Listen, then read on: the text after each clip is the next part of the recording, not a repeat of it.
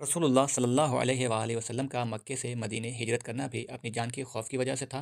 और आपका दुश्मनों को नज़र न आना ये भी गैबत की एक किस्म थी।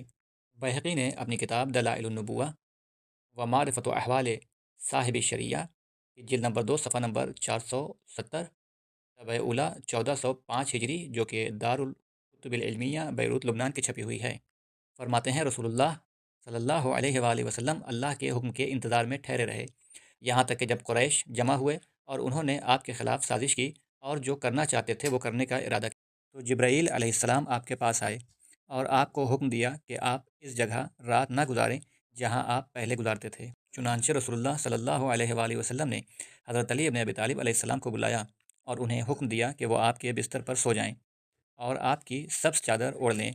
बस उन्होंने ऐसा ही किया। फिर रसूलुल्लाह सल्लल्लाहु अलैहि वसल्लम उन लोगों के पास से निकले जबकि वो आपके दरवाज़े पर थे। आपके हाथ में मिट्टी थी जिसे आपने उनके सरों पर डाला और अल्लाह ताला ने उनकी आँखों को अपने नबी से फेर दिया।